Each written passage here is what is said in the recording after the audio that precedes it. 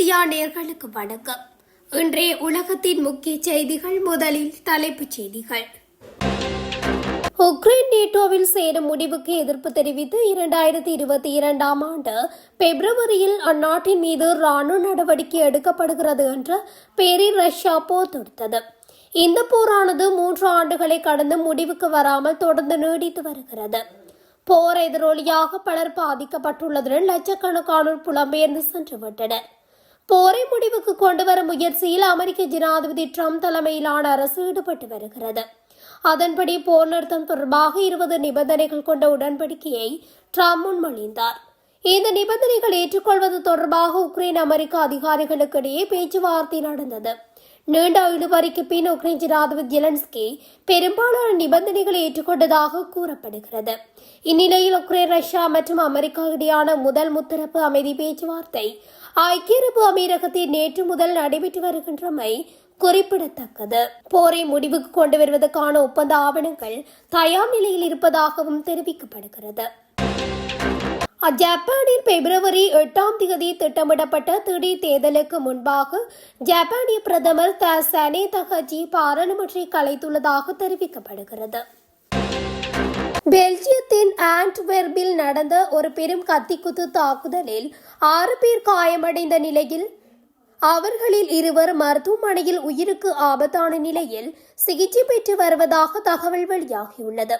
வியாழக்கிழமை மாலை பரபரப்பான ஓபராப் சைன்தா சதுக்கத்துக்கு அருகே நடந்த ஒரு போராட்டத்தின் போது இந்த கலவரம் ஏற்பட்டது. ஓபாரா சதுக்கத்தில் குர்திஸ் மற்றும் PKK கொடிகள் காணப்பட்ட நிலையில் குர்திஸ் ஆர்ப்பாட்டத்தின் போது கத்திக்குத்து சம்பவம் நடந்துள்ளது. சுமார் 300 போராட்டக்காரர்கள் அங்கு காணப்பட்டனர். அவர்களில் பல சிறு குழந்தைகளுடன் வந்த குடும்பங்கள் என்றே தெரிய வந்துள்ளது. சிரியாவில் குர்துகளுக்கு எதிராக நடக்கும் வன்முறைக்கு எதிர்ப்பு தெரிவிப்பதற்காக அவர்கள் ஒன்று திரண்டிருந்தனர். நல்ல வேளையாக அந்த கூட்டத்தை கண்காணிப்பதற்காக காவல்துறையினர் சம்பவ இடத்தில் இருந்தனர். அந்த கூட்டம் மாலையின் பெரும்பகுதி நேரம் அமைதியாகவே இருந்தது. உள்ளூர் நேரப்படி மாலை 7:20 மணியளவில் ஆர்ப்பாட்டம் முடிவுக்கு வந்து கொண்டிருந்த போது கத்திக்குத்து சம்பவம் நடந்தது. சம்பவத்தை அடுத்து அவசர சேவை பிரிவினர் பெருமளவில் சம்பவ இடத்துக்கு விரைந்தனர். மருத்துவ குழுக்கள் காயமடைந்தவர்களுக்கு முதலுதவி அளித்து பின்னர் அவர்களை மருத்துவமனைக்கு கொண்டு சென்றனர். அமெரிக்காவுக்கும் ஈரானுக்கும் இடையே நிலவி வரும் போர் பதற்றத்துக்கு மத்தியில் ஈரானை நோக்கி ஒரு பிரமாண்டமான அமெரிக்க கடற்படை சென்று கொண்டிருப்பதாக ஜனாதிபதி டொனால்ட் ட்ரம்ப் தெரிவித்துள்ளார். அதை பயன்படுத்த வேண்டிய அவசியம் ஏற்படாது என்று நம்புகின்றேன் என அவர் குறிப்பிட்டுள்ளார்.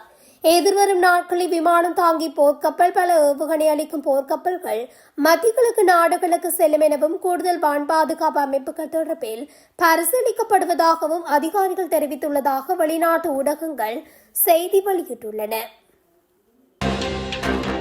அமெரிக்கா முழுவதும் 100 மில்லியன் மக்கள் பேரழிவு தரும் குளிர்கால வானிலையை எதிர்நோக்கியுள்ளனர். நின்று தொடங்கும் பனிப்புயலானது வார இறுதி முழுவதும் வீசக்கூடும் என கணிக்கப்பட்டுள்ளது. நியூ மெக்சிகோவிலிருந்து கரோலினாஸ் வரையிலான பகுதிகள், வாஷிங்டன் DC, பிலடெல்பியா, நியூயார்க் நகரம், போஸ்டன் உள்ளிட்ட முக்கிய நகரங்களில் தாக்கத்தை ஏற்படுத்தும். இதனால் பரவலான மின்தடைகள் ஏற்படும் என்றும் முன்னறிவிப்பாளர்கள் கணித்துள்ளனர். உலகின் பழமையான குகை ஓவியம் இந்தோனேசியாவில் கடற்கரையில் உள்ள முனா தீவில் ஒரு குகையில் தொல்பொருள் ஆராய்ச்சியாளர்கள் ஆய்வு மேற்கொண்ட போது ஒரு சுண்ணாம்பு குகையின் சுவரில் மனிதனால் உருவாக்கப்பட்ட பாறை ஓவியங்களை கண்டுபிடித்தனர். குகையின் சுவரில் காணப்படும் சிவப்பு நிற கையோவியம் இதுவரை கண்டுபிடிக்கப்பட்டதிலே மிகவும் பழமையான பாறை ஓவியம் என்று விஞ்ஞானிகள் தெரிவித்தனர். மற்ற ஓவியங்களில் பறவைகளின் தலைகள், பிற விலங்குகளின் அம்சங்களை கொண்ட மனித உருவங்கள் காணப்பட்டன. குகைச்சுவரில் கைகளை வைத்து அதன் மேல் நிறமிகளை ஊற்றி இந்த உருவங்கள் உருவாக்கப்பட்டுள்ளன. இதில் சில விரல் நுனிகள் கூர்மையாக தெரியும் வகையில் மாற்றியமைக்கப்பட்டுள்ளன. இந்த குகை ஓவியம் சுமார் 67,800 ஆண்டுகள் பழமையானது என்றும் இது ஸ்பெயினில் உள்ள 66,700 ஆண்டுகள் பழமையான நியண்டர்தால் கை அச்சை விட சற்றே பழமையானது என்றும் தெரிவித்துள்ளனர். ஐரோப்பாவில் அமைந்துள்ள நாடு குரோஷியா. இந்நாட்டின் தலைநகர் சாகிரேப்பில் இந்திய தூதரகம் உள்ளது. இந்நிலையில் இந்திய தூதரகத்தின் மீது நேற்று தாக்குதல் நடத்தப்பட்டுள்ளது. தூதரகத்துக்குள் அத்துமீறி நுழைந்த மர்ம நபர்கள் இந்திய தேசிய கொடியை அகற்றியுள்ளனர். மேலும் தூதரகத்தின் மீது தாக்குதல் நடத்தியுள்ளனர். இந்த சம்பவம் பெரும் அதிர்ச்சியை ஏற்படுத்தியுள்ளது. இந்த தாக்குதலில் காலிஸ்தான் ஆதரவு கும்பலுக்கு தொடர்பு இருப்பதாகவும் தகவல் வெளியாகியுள்ளது. அமெரிக்க ஜனாதிபதி டொனால்ட் ட்ரம்ப் இங்கிலாந்து ராணுவத்தை விமர்சித்தமைக்கு இங்கிலாந்து அரசியல் தலைவர்கள் கடும் கண்டனங்களை தெரிவித்துள்ளனர். இங்கிலாந்து வீரர்கள் போர்க்களத்தில் முன்னணியில் நிற்கவில்லை என்று ட்ரம்பின் கூற்று அவர்களின் தியாகத்தை இழிவுபடுத்துவதாக முக்கிய தலைவர்கள் சுட்டிக்காட்டுகின்றனர். அமெரிக்காவிற்கு தேவைப்படும் போதெல்லாம் இங்கிலாந்து எப்போதும் உறுதுணையாக இருந்திருப்பதையும் நினைவூட்டியுள்ளனர். உக்ரைன், ரஷ்யா மற்றும் அமெரிக்காவைச் சேர்ந்த அதிகாரிகள் ஐக்கிய அரபு எமிரேட்ஸில் முத்தரப்பு கூட்டங்களை நடத்தி வருகின்ற நிலையில் தாக்குதல் ஒன்று நடத்தப்பட்டுள்ளது. உக்ரைனின் சபோரிஷியா பகுதியிலுள்ள கோமிஷ்குவா மீது ரஷ்ய சரக்கு குண்டு தாக்குதல்களில் ஒருவர் கொல்லப்பட்டதாகவும் மேலும் 4 பேர் காயமடைந்ததாகவும் ஆளுநர் இவான் பெடரோவ் தெரிவித்துள்ளார். அமெரிக்கா ஈரானை தாக்கினால் நாங்கள் அப்பகுதியிலுள்ள அமெரிக்க கப்பல்களை தாக்குவோம் என்று அமெரிக்காவுக்கு எதிராக கவுதிகள் சூளுரைத்துள்ளன. அமெரிக்கா ஈரானை தாக்கி அழிப்போம் என்று கூறிய அடுத்த நிமிடங்களிலேயே கவுதிகளின் இந்த அறிவிப்பு வெளியாகியுள்ளது. அத்துடன் எங்கள் உச்ச தலைவர் அயதுல்லா அலி கமேனி மீது நடவடிக்கை எடுத்தால் அந்த கையை வெட்டி எறிவது மட்டுமின்றி அவர்களின் உலகத்தை தீக்கிரையாக்குவோம் என ஈரானின் ஆயுதப்படை தளபதி டொனால்ட் ட்ரம்புக்கு எதிராக நேரடி எச்சரிக்கையும் விடுத்துள்ளார். சர்வதேச தடைகளை தவிர்ப்பதற்காக வடிவமைக்கப்பட்ட ரஷ்யாவின் நிழல் கடற்படை என்று அழைக்கப்படும் கப்பலைச் சேர்ந்த டேங்கரை மத்திய தரை கடலில் பிரெஞ்சு கடற்படை தடுத்து நிறுத்தியுள்ளது.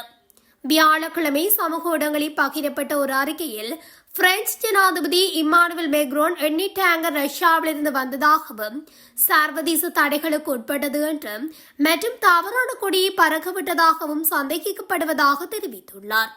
நமது பல நட்பு நாடுகளின் ஆதரவுடன் மத்திய தரை கடலுள்ள உயர்கடல்களில் இந்த நடவடிக்கை மேற்கொள்ளப்பட்டதாகவும் இது ஐக்கிய நாடுகளின் கடல் சட்டம் தொடர்பான மாநாட்டிற்கு கண்டிப்பாக இணக்கம் மேற்கொள்ளப்பட்டது என்றும் மேக்ரோன் குறிப்பிட்டுள்ளார்.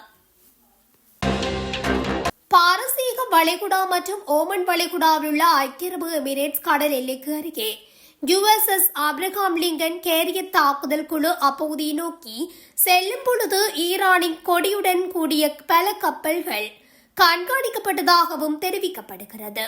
இது வாஷிங்டனுக்கும் தெஹ்ரானுக்கும் இடையே பதற்றங்களை மேலும் அதிகரித்துள்ளது. இதனை உலக நாடுகள் அதிர்ச்சியில் உற்று நோக்கி வருகின்றமை குறிப்பிடத்தக்கது. ஓமன் வளைகுடா மற்றும் பாரசீக வளைகுடாவில் உள்ள பிராந்திய நீர்நிலைகளுக்கு அருகில் ஈரானிய கொடியுடன் கூடிய பல கப்பல்கள் நிலைநிறுத்தப்பட்டுள்ளதாக தெரிவிக்கப்படுகிறது. இந்த கப்பல்கள் குறிப்பிடப்படாதவை என வகைப்படுத்தப்பட்டுள்ளன. அவற்றை ராணுவ தளவாட கப்பல்கள் என்று வேறுபடுத்தி பார்க்க முடியாது என்றும் இவை இலக்கு வைத்து தாக்கக்கூடிய ஏவுகணைகள் நிலைநிறுத்தி வைக்கக்கூடியவை என்றும் தெரிவிக்கப்படுகிறது. இத்துடன் அகில மீடியாவின் இன்றைய உலகத்தின் முக்கிய செய்திகள் நிறைவடைகின்றன. தொடர்ச்சியாக செய்திகளை அறிந்து கொள்ள அகில மீடியா ஊடகத்துடன் இணைந்திருங்கள். நன்றி, வணக்கம்.